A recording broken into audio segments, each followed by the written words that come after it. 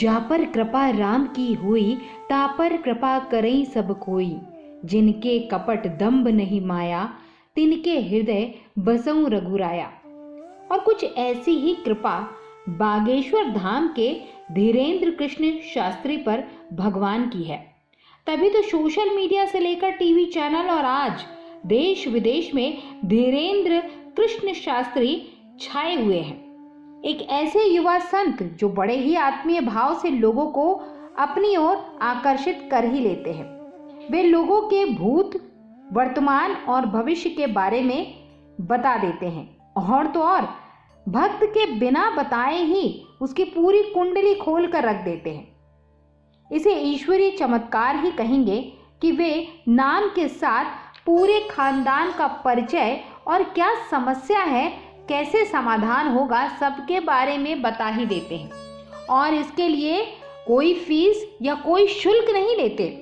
लोग अपनी मर्जी से, जी हाँ, लोग यहाँ पर अपनी मर्जी से आते हैं। उसके लिए उन्हें कोई बुलाता नहीं है और बागेश्वर धाम में आकर बकायदा लाइन लगाते हैं और अपनी अर्जी लगाते हैं। हालांकि बागेश्वर धाम मध्य प्रदेश के छतरपुर जिले के गढ़ागंज में स्थित है, लेकिन यहाँ पूरे भारत से लोग आते हैं और खुश होकर जाते हैं।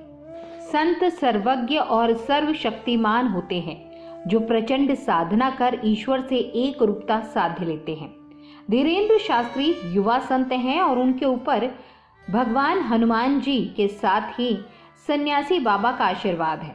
उन्होंने तप साधना से देवी शक्ति प्राप्त की है। इनके व्यक्तिगत जीवन की अगर बात करें तो इनका जन्म 4 जुलाई 1996 को छतरपुर के पास स्थित गढ़ागंज ग्राम में हुआ था।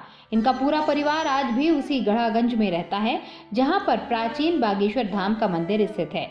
इनका पैतृक घर भी यहीं पर है और इनके दादा भगवान दास गर्ग सेतुलाल भी यहीं रहते थे। इनके दादाजी ने चित्रकूट के निर्मोही अखाड़े से दीक्षा प्राप्त की, जिसके बाद वे गढ़ा गांव पहुंचे और बागेश्वर धाम मंदिर का जीर्णोद्धार करवाया। यहीं पर धीरेन्द्र कृष्ण के दादाजी भी दरबार लगाया करते थे।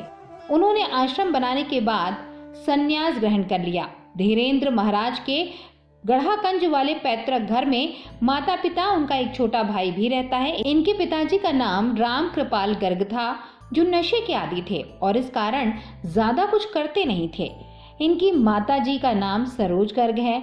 धीरेन्द्र के छोटे भाई शालिग्राम गर्ग जी महाराज हैं और वह भी बालाजी बागेश्वर धाम को समर्पित हैं। धीरेन्द्र के पिता के कुछ न करने के कारण परिवार की स्थिति जो थी वो बहुत ही खराब थी। 3-3 दिन तक खाने का अभाव रहता था। जैसे तैसे गृहस्थी चला करती थी। रहने के लिए एक छोटा सा कच्चा मकान था जो बरसात के दिनों में टपकता रहता था। अब इसे हनुमान जी का आशीर्वाद कहिए या फिर किस्मत का खेल। इतनी कम उम्र में धीरेन्द्र महाराज शानदार मुकाम और प्रसिद्धि हासिल कर लोगों के बीच में लोकप्रिय बने हुए हैं। धीरेन्द्र अपने परिवार के सबसे बड़े पुत्र हैं, जिनके कारण परिवार का भरण पोषण इन्हीं के कंधों पर है।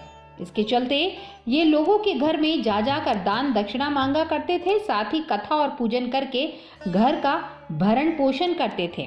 धीरेन्द्र कृष्ण के परम मित्र हैं शेख मुबारक जी, जिन्होंने उनके आड़े समय में उनका साथ दिया और ये मित्रता आज भी कायम है। इसकी चर्चा बागेश्वर सरकार के विभिन्न मंचों से आपको सुनने को जरूर मिली होगी। बागेश्वर धाम में ही इनके दादाजी गुरु सन्यासी बाबा की भी समाधि है। सन्यासी बाबा भी इनके ही वंश से संबंधित हैं, जिन्होंने 320 वर्ष पहले समाधि ले ली थी। धीरेन्द्र और उनके दादाजी के साधना गुरु सन्यासी बाबा ही हैं। धीरेन्द्र के दादाजी भी बागेश्वर धाम में दरबार लगाया करते थे। 11 वर्ष की अवस्था से धीरेन्द्र ने भी अपने दादाजी के दरबार में अर्जी लगाई और घर के अभावग्रस्त जीवन से छुटकारा पाने के लिए आशीर्वाद मांगा। तब इनके दादाजी ने धीरेन्द्र को अपना शिष्य बना लिया। फिर बागेश्वर धाम की सेवा करने का उन्हें संकल्प दिलाया। गौरतलब है कि धीरेन्द्र का मानना है कि उन्होंने जो भी ज्ञान और अलौकिक शक्तियां प्राप्त की हैं वो सभी उनके दादाजी और सन्यासी बाबा की कृपा का ही परिणाम है। उनके दादाजी पहले से ही गृहस्थ आश्रम को छोड़कर संन्यास आश्रम में प्रवेश कर चुके थे। 2010 में इनके दादाजी सेतुलाल गर्ग ने काशी में अपने देह को त्याग दिया। छतरपुर जिले से मात्र 30 किलोमीटर दूर गंज के पास गढ़ा गांव में बागेश्वर धाम स्थित है। यहाँ पर लगभग 300 वर्ष पुराना हनुमान जी का मंदिर है। यहाँ की महिमा ये है कि जो भी श्रद्धालु सच्ची भक्ति भावना से अपनी समस्याओं को लेकर आता है, श्री राम जी की कृपा से उसकी सभी मनोकामनाएं पूर्ण हो जाती हैं। उसके सारे कष्ट को हर लिया जाता है। इस मंदिर के पुजारी और प्रमुख श्री धीरेन्द्र कृष्ण शास्त्री को हनुमान जी की विशेष कृपा और सिद्धियां प्राप्त है। इस दरबार में आने वाला कोई भी व्यक्ति खाली हाथ और निराश होकर कभी नहीं जाता। यहाँ पर अपने देश ही नहीं बल्कि विदेशों से भी श्रद्धालु समस्याओं को लेकर आते हैं और उनकी हर समस्या का समाधान 100% होता है। लोगों द्वारा ये भी पता चला है कि यहाँ पर हनुमान जी की अदालत लगती है, जहाँ पर हनुमान जी जज बनकर लोगों की पेशी लगाते हैं। उनका हर संभव इलाज किया जाता है। यहाँ पर कैंसर जैसी बीमारियों के साथ भूत प्रेत और ऊपरी बाधाओं के मरीजों को ठीक करने का दावा किया जाता है। बागेश्वर धाम में होने वाले चमत्कारों को लेकर धीरेन्द्र कृष्ण शास्त्री का कहना है कि उस दिव्य आत्मा से जुड़ने के लिए ध्यान विधि योग का प्रयोग करते हैं, जिसे त्राटक कहा जाता है। साथ ही उन पर गुरु कृपा भी है, जिसके कारण उनके मन में एक ऊर्जा का संचार और अनुभव हो जाता है, जिसके माध्यम से वो सामने वाले व्यक्ति, यहाँ तक कि उनसे हजारों किलोमीटर दूर बैठे हुए व्यक्ति की समस्याओं को भी जान लेते हैं, जिसमें उस व्यक्ति की समस्याओं के अतिरिक्त पारिवारिक जानकारी, उसका नाम पता, सभी कुछ पहले से ही बता दिया जाता है। साथ ही उसका उपचार भी हो जाता है। एक महत्वपूर्ण बात यह है कि बागेश्वर धाम पहुंचने पर श्रद्धालुओं को रजिस्ट्रेशन करवाना होता है। फिर यहीं से टोकन मिलता है। टोकन मिलने के बाद कुछ जानकारी देनी होती है, जिसमें श्रद्धालु का नाम, स्थान, मोबाइल नंबर होता है। रजिस्ट्रेशन करवाने के बाद फरियादी को बालाजी अर्थात हनुमान जी और महादेव शिव जी को अर्जी लगानी होती है। मंदिर परिसर में हजारों की संख्या में लाल और काले रंग की पोटली बंदी दिखती है। फरियादी को एक लाल रंग के कपड़े में नारियल बांधकर मन में अपनी समस्या को दोहराते हुए इस पोटली अर्थात अर्जी को बांधना होता है। इसमें लाल और काले रंग की अर्जी में अंतर यह है कि काले रंग की अर्जी सिर्फ भूत प्रेत बाधा वाले और ऊपरी समस्याओं से ग्रसित व्यक्ति बांधते हैं, जबकि लाल रंग की अर्जी अन्य सभी समस्याओं के लिए बांधी जाती है। अर्जी बांधने की जगह पर ही महादेव और महाबली का मंदिर है, जहां अर्जी लगाने के बाद 21 बार परिक्रमा की जाती है और इस दौरान मन में मुराद को लगातार दोहराया जाता है। ऐसी मान्यता है कि इस जगह पर धाम की सभी अलौकिक शक्तियां निवास करती हैं और साथ ही 3 संतों की समाधियां भी यहाँ पर हैं, जो बागेश्वर सरकार के गुरु हैं, जिनकी शक्ति आज भी इस धाम के अंदर समाहित है। इसके बाद पेशियों का सिलसिला शुरू होता है, जहां मुख्य रूप से मंगलवार और शनिवार को पेशी होती है। यूं तो प्रतिदिन भी हजारों की संख्या में श्रद्धालु यहाँ आते हैं, लेकिन मंगलवार और शनिवार को खास माना जाता है। और अब बात करते हैं बागेश्वर धाम के धीरेन्द्र कृष्ण शास्त्री के वर्तमान चल रहे विवाद की। जी हाँ, आपको ज्ञात होगा कि धीरेन्द्र शास्त्री जी के भागवत कथा के बाद सागर दमोह में 328 ट्राइबल्स ने घर वापसी की थी। इसका एक बड़ा मुद्दा बन गया। ये वो ट्राइबल लोग थे जिन्होंने सनातन धर्म को छोड़ अन्य धर्म को अपना लिया था, लेकिन जब उन्हें धीरेन्द्र शास्त्री की बातें समझ में आई तो उन्होंने घर वापसी की और साथ ही ये शपथ भी लिया कि वे मरते दम तक सनातन धर्म में ही रहेंगे। और ये न्यूज़ बड़े स्तर पर वायरल हुई। देखते ही देखते कोने कोने के लोगों को पता चलने लगा धीरेन्द्र शास्त्री के बारे में, क्योंकि धीरेन्द्र शास्त्री डंके की चोट पर सनातन परंपरा और हिंदू राष्ट्र को स्थापित करने की बात करते हैं। इतनी कम उम्र में लोकप्रियता मिलना बहुत मुश्किल होता है। कहते हैं कि अगर लोकप्रियता आपको मिलती है तो निंदा भी आपके साथ चलती है, और यही कारण है कि जब नागपुर में उनका दरबार लगा तो अंधश्रद्धा निवारण उन्मूलन समिति के श्याम मानव ने उन्हें चुनौती दे डाली। वे मंच पर अपनी सिद्धि को प्रदर्शित करें, तभी वे उनके चमत्कार को मानेंगे, अन्यथा उन्हें अंधविश्वास फैलाने के लिए जिम्मेदार ठहराएंगे। और जब बागेश्वर धाम के धीरेन्द्र शास्त्री 2 दिन पहले ही अपने दरबार को छोड़ वापस आ गए तो ये मुद्दा गर्म हो गया और इस मुद्दे ने नया मोड़ ले लिया। और उसके बाद सारे टीवी चैनल्स धीरेन्द्र शास्त्री के पीछे हाथ धोकर पड़ गए। जब धीरेन्द्र शास्त्री ने हर सवालों का टकासेर जवाब दिया तो सबके मुंह पर ताले लग गए। खासकर श्याम मानव जो स्वयं क्या करते हैं आप स्वयं देख लें।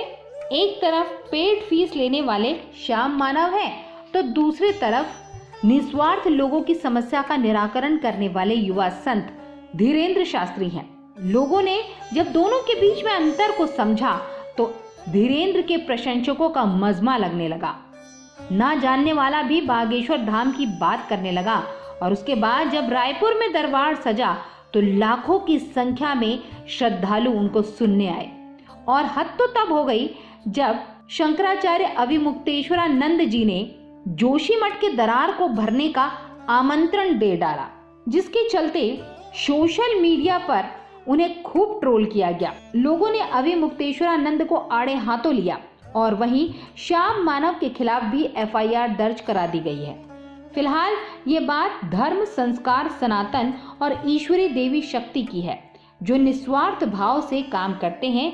उन्हें और जिन्हें देश के सनातनी विचारधारा के संत बड़ी संख्या में सपोर्ट करते हैं और करोड़ों की संख्या में जिनके भक्त हैं, उनको जानने के लिए टीवी चैनल्स ही नहीं बल्कि दूर दराज से लोग भी आते हैं। आज करोड़ों की संख्या में धीरेंद्र शास्त्री के भक्त हैं, अनुयायी हैं, जो जीवन भर उनके साथ और समर्थन के लिए तैयार हैं। बागेश्वर धाम के धीरेंद्र शास्त्री आज इतने फेमस हो गए हैं कि गूगल से लेकर सभी सोशल मीडिया में ट्रेंड कर रहे हैं।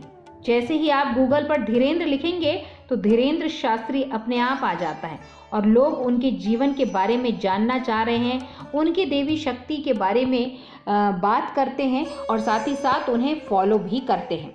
और फॉलो क्यों ना करें, क्योंकि वो बड़े ही सकारात्मक तरीके से विद्यार्थी हो, माताएं हो, बहनें हो और या फिर बुजुर्ग हो, सभी से आत्मीय भाव से बात करते हैं। धीरेंद्र शास्त्री कहते हैं कि जो विद्यार्थी प्रतिदिन माता पिता और गुरु को प्रणाम करता है, उसकी आयु बढ़ जाती है, उसकी विद्या बढ़ जाती है, उसका यश बढ़ जाता है और उसका बल भी बढ़ जाता है। फिर वो कहते हैं कि दुख का झूला जो है जितना पीछे तक जाएगा, सुख का झूला उतना आगे बढ़ता जाएगा। जिंदगी में झूला जितना पीछे तक खींचा जाता है वो उतना ही आगे तक जाता है। इस प्रकार से वे लोगों को मोटिवेट करते हैं और कार्य करने के लिए आगे बढ़ने की प्रेरणा देते हैं। उनका ये भी कहना है कि जितना भजन अभाव में हो सकता है उतना प्रभाव में नहीं। इसलिए प्रत्येक व्यक्ति के जीवन में अभाव की बहुत आवश्यकता है। जब तक अभाव नहीं होगा वो प्रभाव के महत्व को समझेगा ही नहीं। अभाव को जीवन में नहीं समझेगा, सीधा प्रभाव प्राप्त हो जाएगा तो अभावग्रस्त व्यक्ति भावनाओं को समझना तो दूर, उसके प्रति भावुक भी नहीं होगा। धीरेंद्र शास्त्री की अगर बात करें तो वे अपने दरबार के लिए कोई फीस नहीं लेते, लेकिन कोई श्रद्धा से अगर देता है तो वे उसे मना भी नहीं करते और इन राशियों का प्रयोग वे कंवारी कन्याओं के विवाह के लिए करते हैं। खासकर वे कन्याएं जिनके माता पिता नहीं है या जो गरीब हैं। और अभी फरवरी में इसका भव्य आयोजन होने वाला है। बहुत जल्द संस्कारधानी जबलपुर शहर के पनागर में बाबा बागेश्वर धाम के धीरेंद्र कृष्ण शास्त्री का दिव्य दरबार सजेगा। इस कार्यक्रम का भव्य आयोजन विधायक इंदु तिवारी, माया इंदु तिवारी और उनके परिजनों द्वारा किया जा रहा है, जिसमें उनके दोनों सुपुत्र और इंदु तिवारी जी ने भव्य आयोजन रखा है और इसमें लाखों की संख्या में श्रद्धालुओं के आने की उम्मीद है, जिसमें प्रत्येक दिन लोग भागवत ज्ञान यज्ञ का जहां रसपान करेंगे तो वहीं रामलीला का मंचन किया जाएगा और प्रत्येक दिन भंडारे का भी आयोजन किया जाएगा।